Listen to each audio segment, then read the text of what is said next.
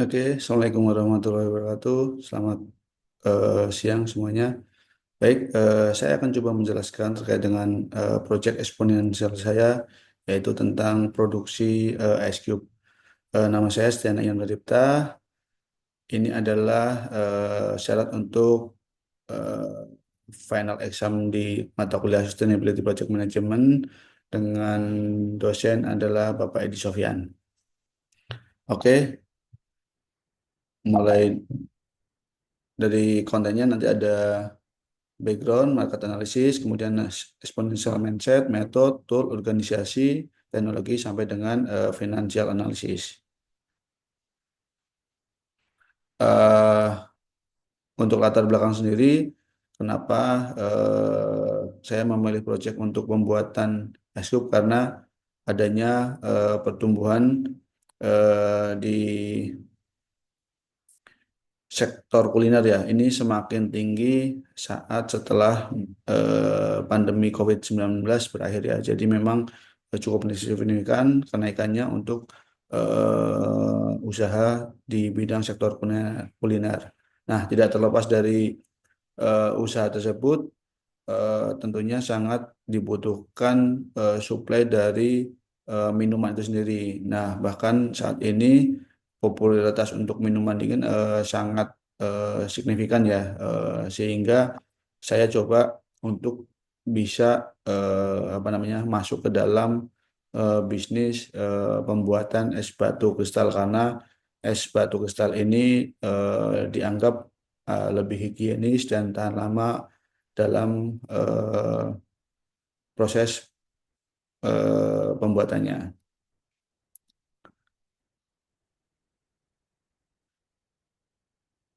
Lanjut, nah ini untuk market analysis. Nah, eh, kenapa saya coba membuat ini di Kota Banjarnegara? Karena saya sendiri berasal dari Banjarnegara.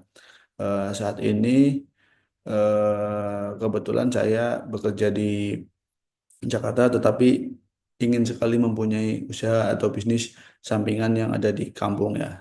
Jadi Banjarnegara memang memiliki iklim yang tropis, tetapi pertumbuhan di sektor kulinernya sangat pesat ya, terutama untuk daerah wisata dan juga pusat kota. Nah, di Banjarnegara sendiri dijuluki Kota Dawet Ayu ya, pastinya membutuhkan kebutuhan es batu yang cukup banyak. Nah, permintaan es batu kristal ini meningkat sejalan dengan permintaan untuk industri kuliner lainnya ya. Hampir 3 kali lipat, bahkan pemasok sendiri mengalami kewalahan untuk order. Nah, saat ini sektor kuliner di Banjarnegara sendiri telah mencapai lebih dari 500 usaha UMKM ya, di luar resto dan rumah makan seperti penjual pinggir jalan dan gerai-gerai es lainnya. Nah, konsumsi es di Banjarnegara sendiri ini cukup banyak ya, hampir 5 ton atau 5.000 kilo setiap harinya. Nah, saat ini pemasok es batu kristal di Banjarnegara sendiri ada 3. Yang pertama ada dari luar kota, ini dari Wonosobo dan Purbalingga, ini dari luar kota. Terus kemudian di dalam kota sendiri ada di Mandiraja, ini cukup jauh dari pusat kota. Yang ketiga adalah es batu atau homemade ya, yang ini masih bungkusan dalam bungkus 1 kiloan. Kemudian ini mungkin kenapa sih kita anggap ini sebagai exponential mindset, karena memang eh, cukup lama kehadiran pabrik es batu di Banjarnegara sendiri. Saat ini hanya ada satu di Mandiraja dengan kapasitas yaitu di 500 kilo atau 1,5 ton. Nah, sedangkan supplier terbesar dari Wonosobo ini dari luar kota dan Purbalingga. Ini cukup memakan waktu ya. Eh, jadi eh, mindset yang saya tekankan adalah yang pertama, bahwa market size es batu di Banjarnegara sendiri cukup besar ya, yaitu di 5.000 kilo. Sedangkan market share sendiri saya akan coba penetrasi di 20%-nya, atau produksi di eh, 2.000 kilo ya, 2.000 per kilo per hari ya. Oh maaf, ini penetrasinya mungkin di 40% ya. Mantap. Nah, ini cukup agile ya peluang bisnis di sana, karena yang pertama ada untuk memenuhi kebutuhan es batu di Banjarnegara. Kemudian mengambil target market share ini saya coba di 40% ya, mohon maaf. Nanti akan saya revisi dengan target kapasitas di 2000 kilo per hari. Kemudian, nah ini tadi supplier dari luar kota, sehingga eh, kemungkinan untuk on time delivery ataupun biaya transportasi lebih besar.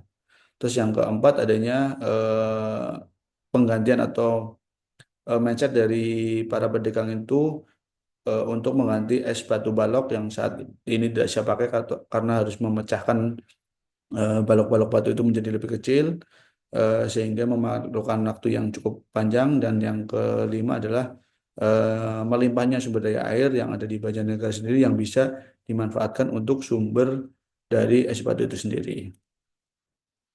Nah, ini untuk metodologinya, di mana di materi ada untuk metodologi sebuah proyek ada 5 tahapan yang mulai dari inisiasi, planning, monitoring, eksekusi sampai dengan closing. Nah, ini saya akan coba mengambil waktu 3 bulan pada saat prosesnya, tapi ada satu bulan proses inisiasi untuk pembuatan FS dan lain-lain. Kemudian 3 bulan ini untuk proses planning dari perizinan, legalitas, pembelian mesin, renovasi dan instalasi mesin, kemudian uji coba atau promosi. Kemudian di fase akhir ada eksekusi dan closing ini di bulan terakhir, di bulan September kira-kira, dengan target yaitu sudah produksi dan merekapitulasi biaya VS hasil atau hasil penjualannya seperti apa kita review. Nah, untuk project sendiri ada beberapa tool yang mungkin bisa kita gunakan ya. Ini saya coba eh, menggunakan tool baru sejenis Trello, tapi ini namanya Jira karena ini masih gratis ya. Jadi memang penggunaan Jira ini sangat bermanfaat ya, karena untuk bisa mengelola proyek-proyek yang kompleks dengan adanya fitur yang cukup canggih ya. Dan ini juga bisa digunakan untuk bersama-sama dengan tim dalam satu aplikasi atau web yang sama. Nah, ini cukup menarik. Banyak aplikasi yang ada di web, tapi saya akan coba Jira ini karena baru dan banyak fitur-fitur yang masih gratis.